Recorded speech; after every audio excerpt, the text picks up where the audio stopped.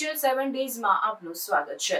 વડોદરા જિલ્લાના સલાટવાડા વિસ્તારમાં આવેલ ઇન્ડિયન મેડિકલ એસોસિએશન કચેરી ખાતે બેઠકનું આયોજન કરવામાં આવ્યું। ભારત અને પાકિસ્તાનની સ્થિતિમાં મેડિકલ અને પેરામેડિકલ સ્ટાફને પણ સજ્જ રહેવા સૂચન કર્યું છે, જેમાં સરકારી તબીબોને એલર્ટ રહેવા જણાવ્યું છે। ત્યારે વડોદરા જિલ્લાના સલાટવાડા ઇન્ડિયન મેડિકલ એસોસિએશન મહત્વપૂર્ણ બેઠકનું આયોજન કરવામાં આવ્યું હતું। વડોદરા મહાનગરપાલિકાના સ્થાયી સમિતિના અધ્યક્ષ ડોક્ટર શીતલ મિસ્ત્રીના અધ્યક્ષ સ્થાને મળી હતી, જ્યારે વડોદરા મહાનગરપાલિકાના આરોગ્ય અમલદાર ડોક્ટર દેવેશ પટેલ અને આઈએમએ વડોદરાના પ્રમુખ ડોક્ટર મિતેશ શાહ ખાસ ઉપસ્થિત રહ્યા હતા। ભારત એક સશક્ત રાષ્ટ્ર અને ભારતના પહેલગામમાં 22મી એપ્રિલના દિવસે જે આતંકવાદી હુમલામાં 26 જેટલા ટુરિસ્ટોએ જાન ગુમાવ્યા, એના ટેરરની સામે પાકિસ્તાને જે જડબાતોડ જવાબ આપી અને પાકિસ્તાનમાં ઘૂસી અને 9 જેટલા આતંકવાદી કેમ્પનો ખાત્મો બોલાવ્યો અને 100 કરતાં વધુ આતંકવાદીઓ ઢેર થઈ ગયા। એના જવાબમાં પાકિસ્તાન ગુસ્તાખી કરી અને ભારતમાં 300 જેટલા ડ્રોનથી અને મિસાઇલથી હુમલા કર્યા છે, જે ભારતની એર ડિફેન્સ સિસ્ટમ દ્વારા, મલ્ટીલેયર એર ડિફેન્સ સિસ્ટમ દ્વારા બધાને નાકામ કરી દેવામાં આવ્યા છે। બને એટલું કોલેટરલ ડેમેજ ભારતમાં ઓછું છે અને ભારત સ્ટ્રેટેજિક રીતે પાકિસ્તાનના સ્ટ્રેટેજિક લોકેશન પર પ્રહાર કરી રહ્યું છે।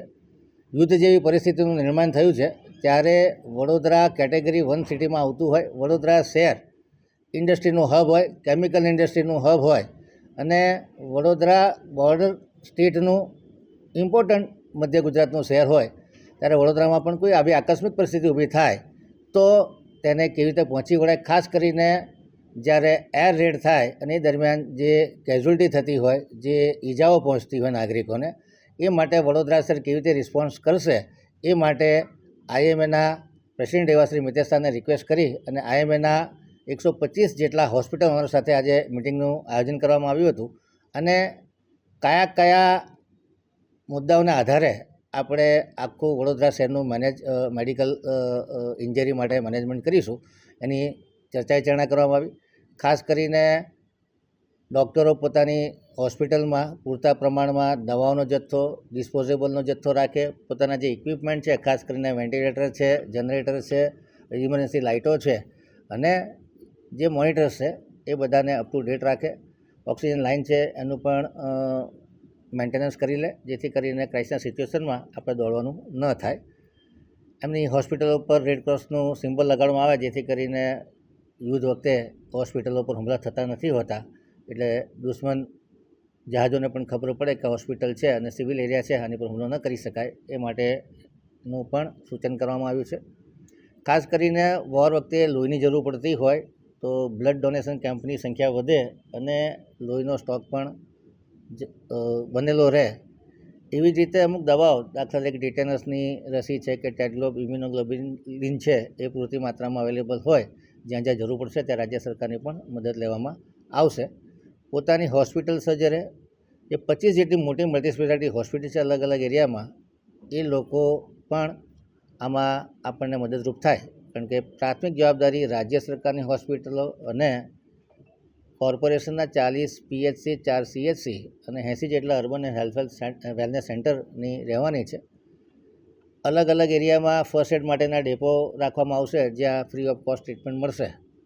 ખાસ કરીને જે ડ્રેસિંગ મટીરિયલની જરૂર હોય, એન્ટીબાયોટિકની જરૂર હોય, એનાલ્જેસિકની જરૂર હોય, એ બધું ત્યાં મળશે।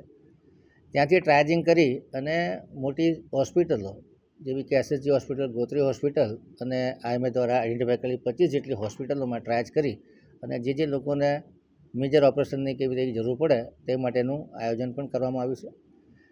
ખાસ કરીને યુદ્ધના સમયે જે ઇન્જરી થતી હોય છે એ ખૂબ અલગ પ્રકારની ઇન્જરી હોય છે, જેમાં surgeon, orthopaedic surgeon, plastic surgeon, physiotherapy surgeon જેવા સર્જનોની પણ જરૂર પડતી હોય છે, એટલે એ લોકો પણ એક ટીમ બનાવી લે અને જે કલેક્ટર ઓફિસ દ્વારા જે પ્રમાણે સૂચન મળે એ પ્રમાણે પોતાની તૈયારી કરે।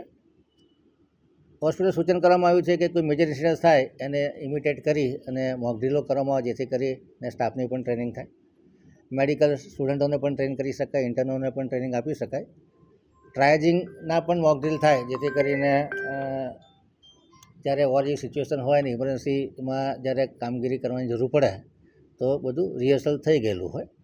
એટલે આ પ્રમાણેની આજે ખૂબ પોઝિટિવ વાતાવરણમાં ચર્ચા વિચારણા કરવામાં આવી છે। ડૉક્ટરના સૂચનો પણ લેવામાં આવ્યા છે। જે સ્પેશિયાલિસ્ટ ડૉક્ટરો છે એને પણ એનાલિસ્ટ કરવામાં આવશે અને જરૂર પડે સરકારી હોસ્પિટલોમાં કે કોર્પોરેશન હોસ્પિટલમાં પણ એમનો ઉપયોગ કરવામાં આવશે. આ એ ડૉક્ટરો છે કે જેમણે કોવિડ વખતે પણ આપણને ખૂબ સહાય કરી હતી અને વડોદરા શહેરમાં જે દિવસે 11,111 પેશન્ટ હતા છતાં બરોડાના તમામ લોકોને સારામાં સારી ટ્રીટમેન્ટ આપવામાં વડોદરા સફળ રહ્યું હતું. મને આશા છે કે વડોદરાના ડૉક્ટરોની જે સામૂહિક તાકાત છે એ સાચા અર્થમાં વડોદરાને એક રેઝિલિયન્ટ સિટી બનાવે, એક ડિટરન્ટ સિટી બનાવે અને ખરેખર આ સામૂહિક તાકાતના લીધે વડોદરા કોઈપણ ક્રાઇસિસમાંથી ખૂબ ઇઝીલી બહાર આવતું હોય છે. ત્યારે તમામ ડૉક્ટરોને અમે અપીલ કરીએ છીએ કે યુદ્ધ જેવી પરિસ્થિતિમાં જે નાગરિકોને યાતનાઓ ઓછામાં ઓછી પડે અને આપણે વધુમાં વધુ દેશની સેવા કરી શકીએ, નાગરિકોની સેવા કરી શકીએ, એ ઉમદા આશયથી આજની આ મિટિંગ કરવામાં આવી હતી અને એમાં તમામ ડૉક્ટરોએ એકી અવાજે સાથ સહકાર આપવા માટે ની તૈયારી પણ બતાડી છે.